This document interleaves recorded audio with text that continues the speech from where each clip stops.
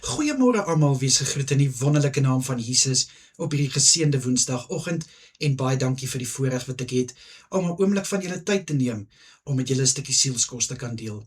Nou gister het ons gepraat oor die mag en die krag van God. Nou vandag wil ek met julle praat dat ons mense ook mag en krag het. Soos God? Definitief nie. Ons strewe om soos God te wees, maar ons sal nie self God wees nie. Maar hoekom sê ek dat ons ook mag en krag het? Ek gaan vir julle 2 verse gee. Die eerste vers is in Matteus 10 vers 1, wat Jesus sy 12 disippels vir hulle mag gegee het om onrein geeste uit te dryf en so elke siekte en elke kwaal te genees. Nou hoe doen hulle dit? Soos 'n towenaar? Het hulle dalk toorwoorde? Glad nie. Hulle doen dit as gevolg van die geloof wat in hulle is. Geloof om vir hierdie berg te sê, skuif jou en werp jou in die see. Geloof dat hulle weet, die autoriteit wat hulle ontvang, kom van Jesus Christus af. Die enigste een wat hierdie tipe autoriteit kan gee is Jesus Christus. En hoe behou ons daai autoriteit? Om gedurig ons geloof te versterk, om te bly glo en te weet dat deur die autoriteit wat Jesus Christus ons gee, kan jy soveel dinge vermag.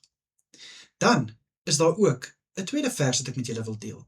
Lukas 10 vers 19, wat sê, en hy het aan die mag gegee om slange en skorpioene te trap, om die vyand en sy geweld te oorwin, sodat dit jou nie enige skade aandoen nie.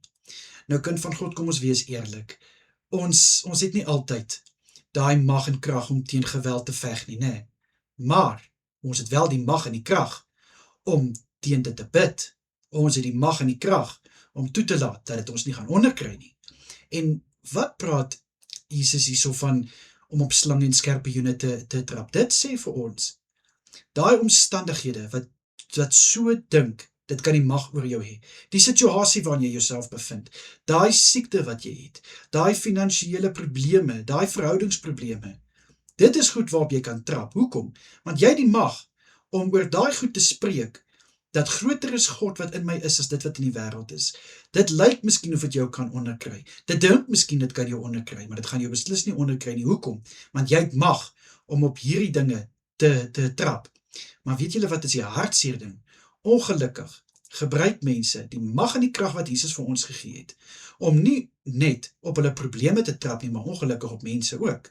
Hulle gebruik hierdie mag en krag om ander te boelie, om soos 'n punt te bewys, omdat hulle mag en krag het.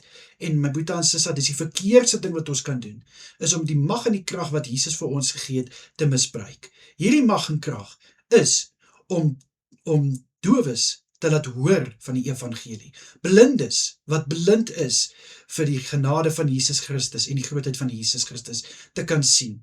Die wat krippel is, wat nie meer wil loop in die geloof nie, om hulle te laat loop.